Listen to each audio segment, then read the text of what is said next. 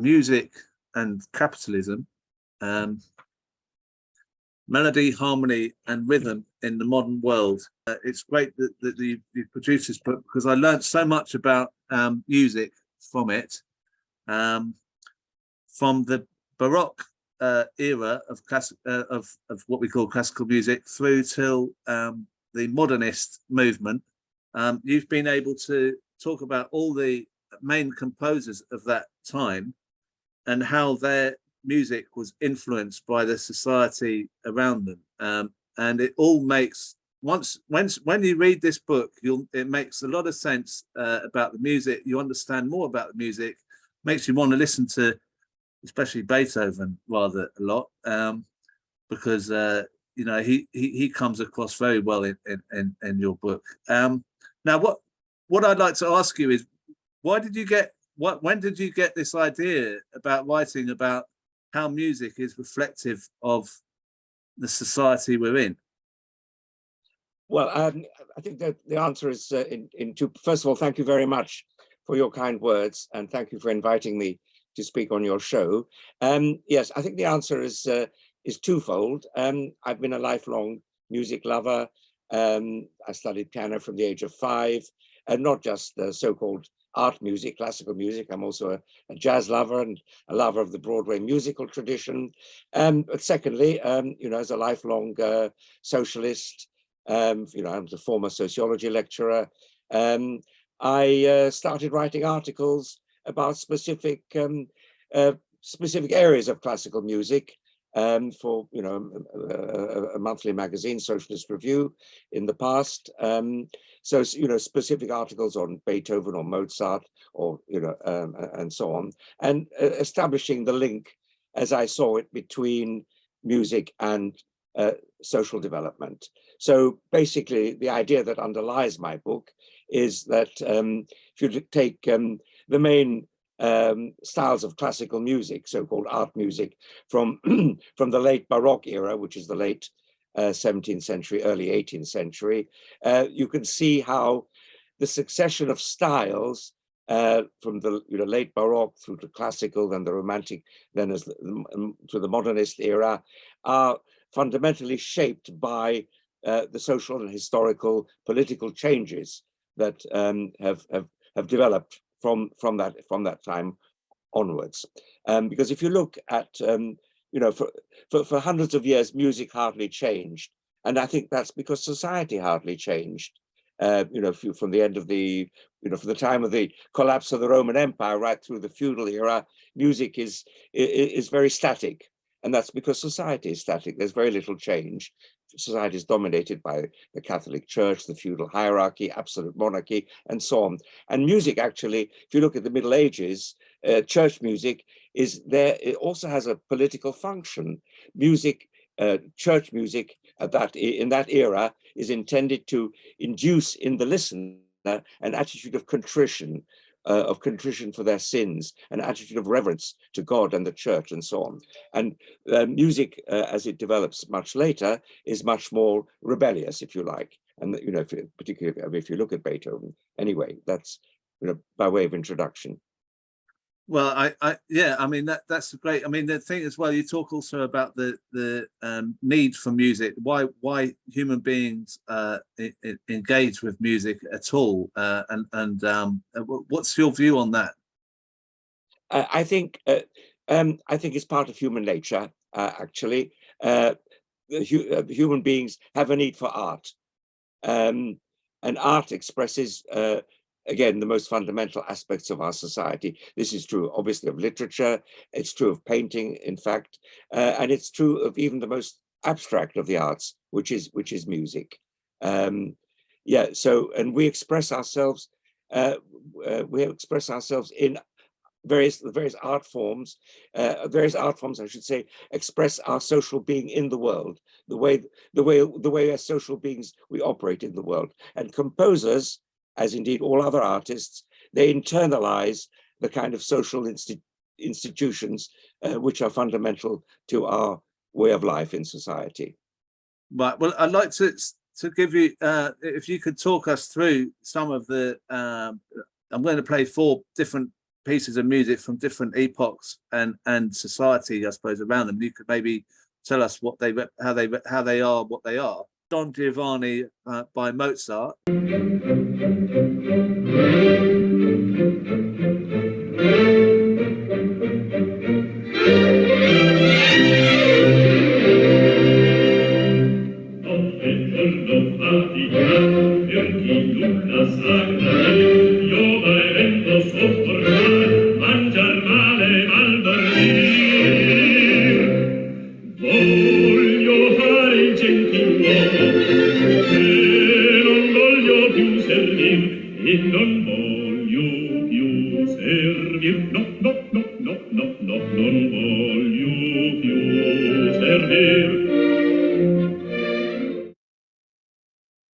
Right. I mean, I associate Mozart a bit with late Baroque. Is he, as well as classical? Would you put him in there, or is I would put that as firmly in the classical era.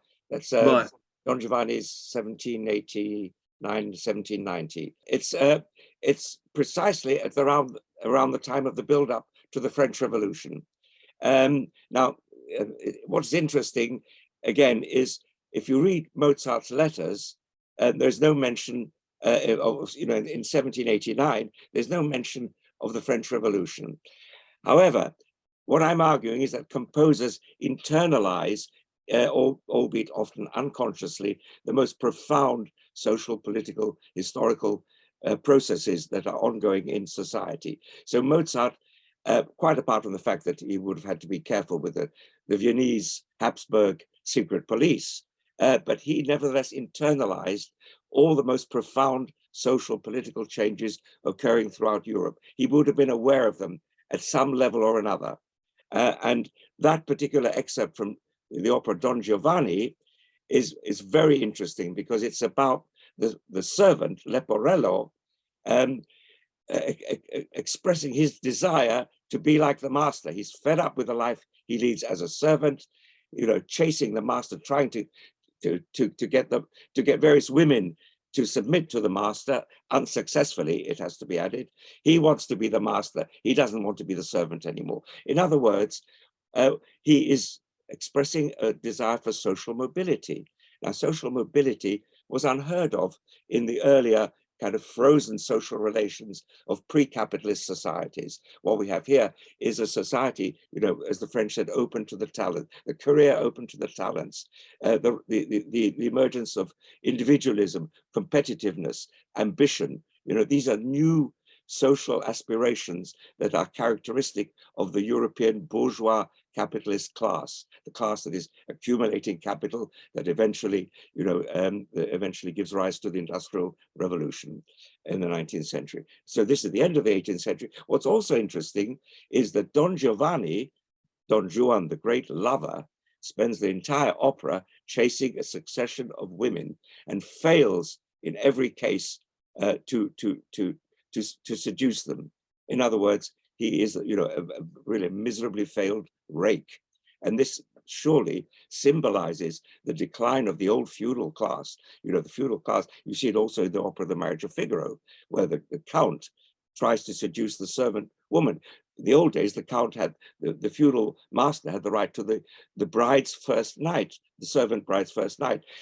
Figaro, Count Almaviva, spends the entire opera chasing Susanna, the servant, and fails to seduce her. In other words, that symbolizes, as in Don Giovanni, the decline, the collapse of the feudal order. And with Mozart's life, I mean, how can you? What else can be said about his life and the relationship with the society around him? I mean, he died very young. What was his sort of political outlook? Well, I think we don't know exactly what his political outlook was. You get very little idea of it from his letters, which are largely personal, about his music letters to his father, Leopold. But I think as I try to stress in the book, what is important is the way in which social political processes are filtered through the mind of the artist, of the composer in this case. And the composer doesn't need to have developed a kind of conscious political outlook to express the most fundamental social political processes of the time. They are expressed in the art, in the music. Incidentally, you see, the late 18th century is a period of enormous ferment, tension, drama, completely unprecedented in European history. I mean, we had some of it in England in the 17th century, of course, with the English Revolution. But Europe is convulsed by the French Revolution, which is followed by the Napoleonic Wars and so on. But if you take, for example, a symphonic work, Mozart's Symphony Number 40, G minor symphony, which we haven't got time to play, but it expresses tension, drama, the breaks in rhythm, breaks in the melody, the transfer of melody from one part of the orchestra to another. In other words, it's a period of profound social and political change, as expressed in that wonderful Symphony Number 40. Right. All right. Well, we'll move on to Beethoven. Yeah. This is the 9th Symphony. There's 2 parts of it. I've glued them together. I'm just going to play that now.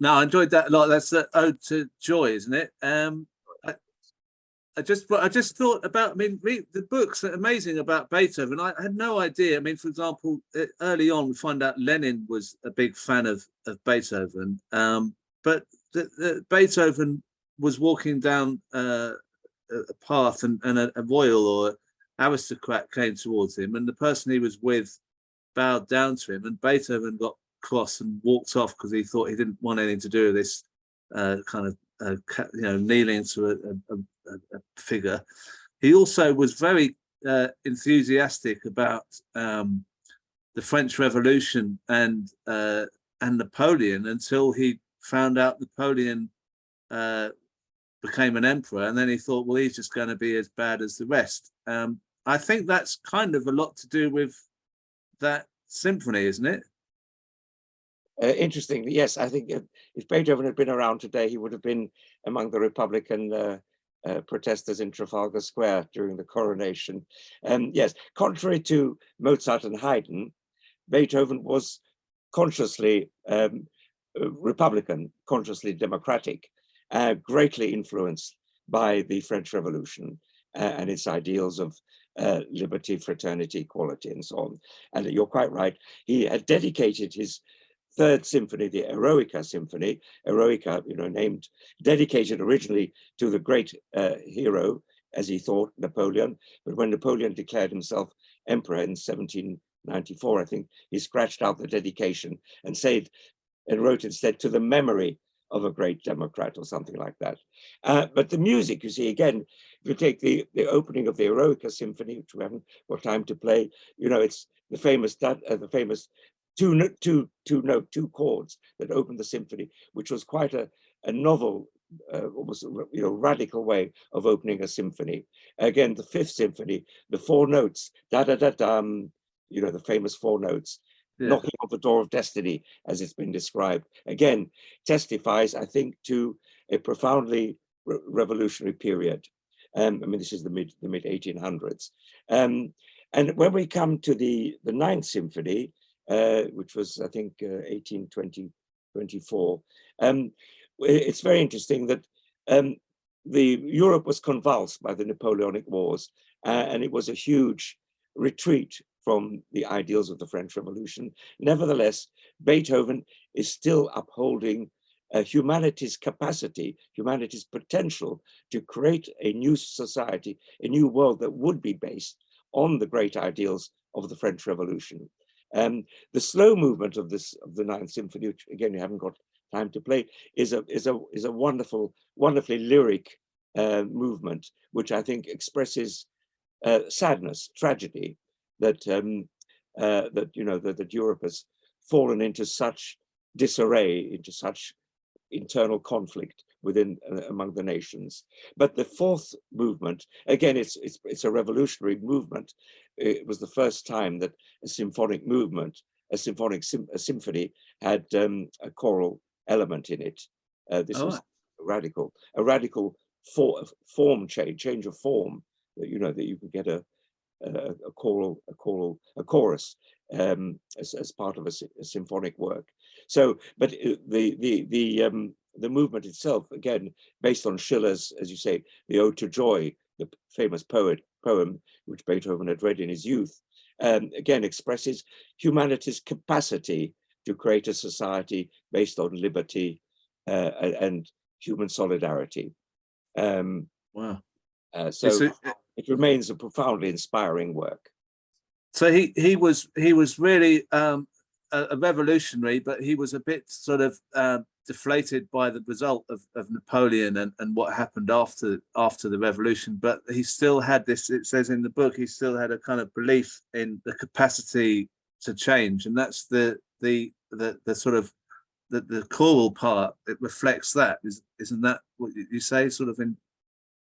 Yes. I think that it's interesting that it is a choral work, that he placed all his last hopes for a different world. It's human beings actually speaking out, actually voicing their aspirations for a different world, a world based on, as I say, the ideals of freedom, of liberty, equality, fraternity. As there was brotherhood, they didn't talk about sisterhood at that time. Nevertheless, we can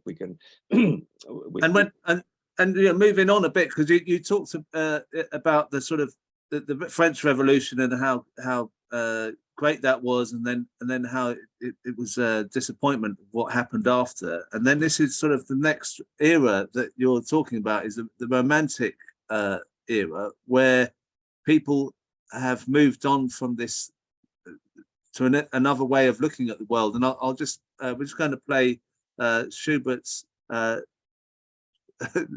Schubert here. I'm going to put Schubert on. Here we go.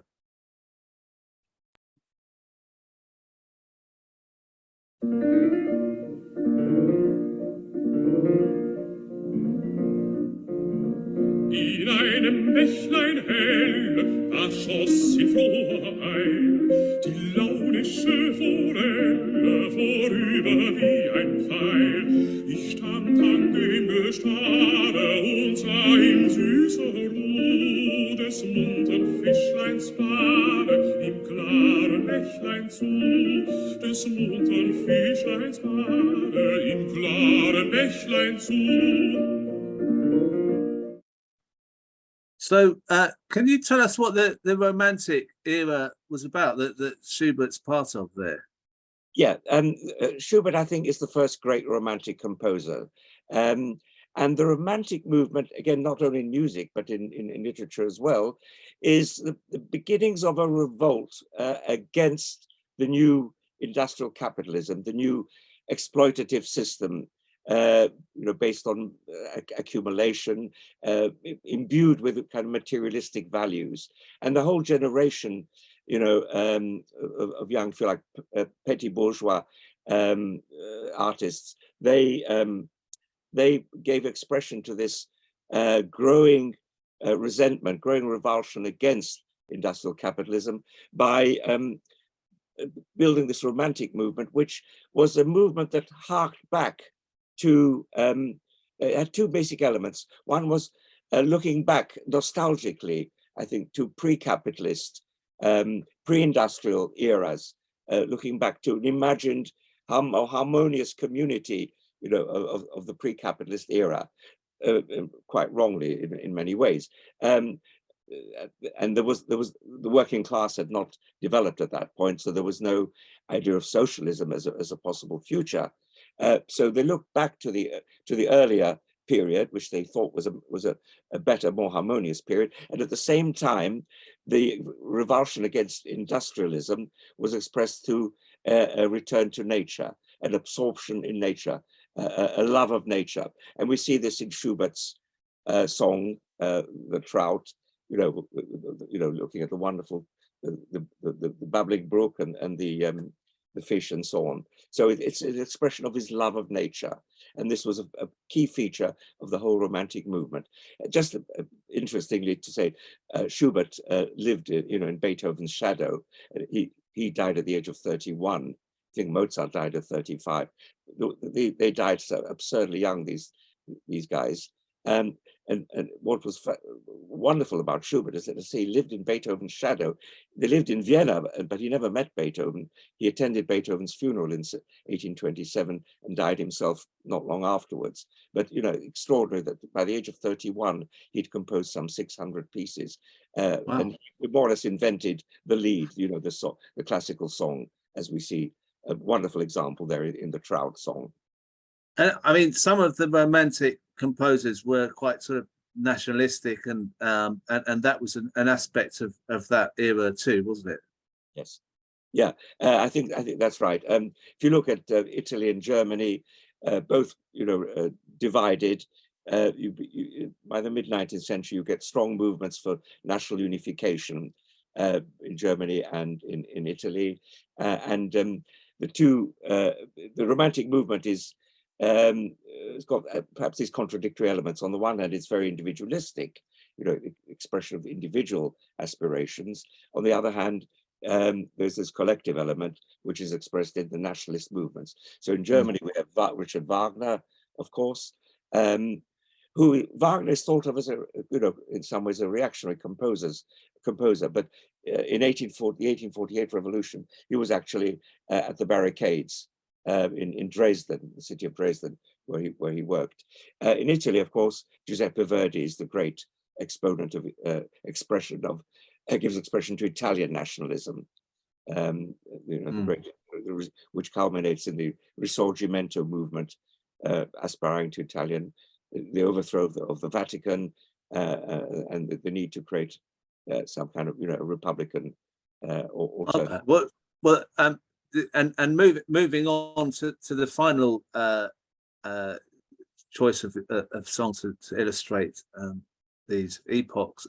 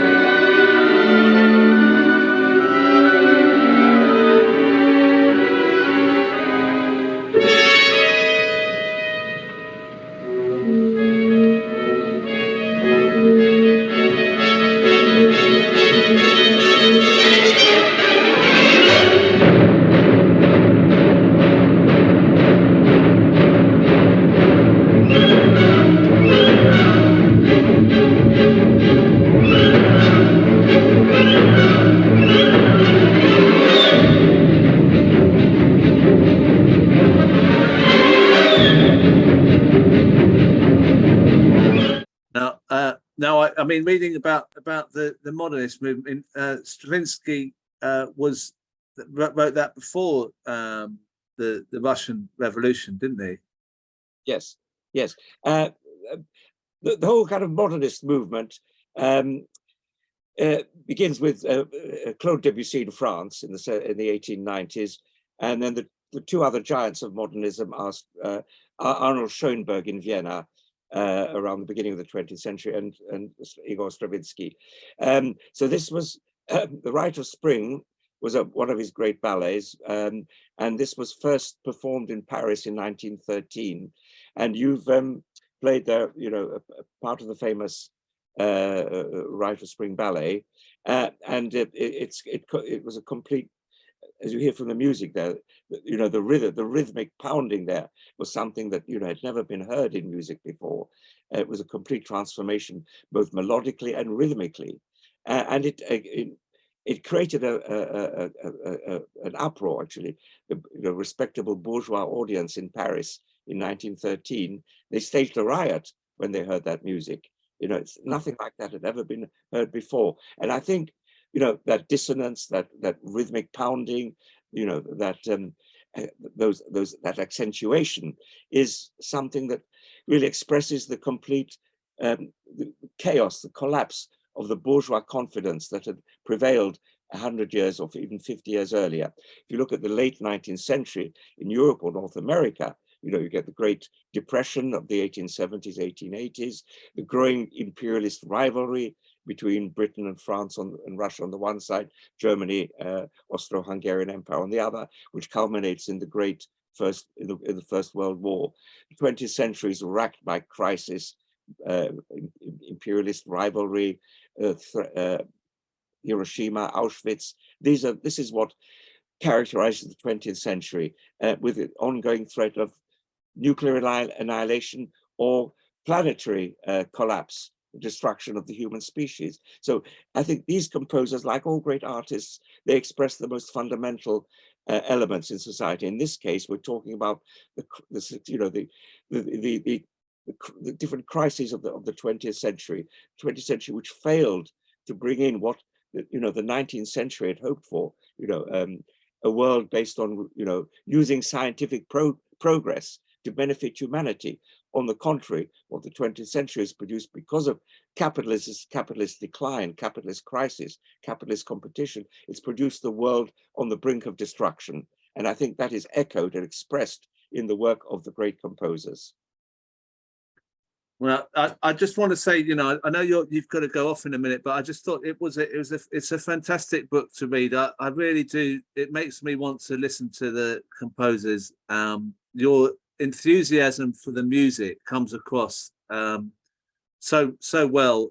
Some of it's quite technical for me to understand, but I got a lot from reading it, and I recommend it to anyone. You can get it at Bookmarks bookshop. I've put a link there, and also the political elements of it are very fascinating. You bring it all together very well, and I'd love to hear other people's views on their music, their type of music, because your specialism is that era of music that we've just described. But if people want to talk about their particular form of music and how it's changed with society, that would be very interesting to carry on as a future discussion. I've heard people talking about punk, or I don't know. I mean, I'm a reggae. I like reggae, and I can see how the change of style has happened since the 60s. We had ska, and the whole thing's all changed, and it makes perfect sense to me. Thank you so much. Hope you have a good day. Thanks for coming on late. Thank you very much for inviting me on your show. And thanks for your kind words about my book. I can offer you 10%.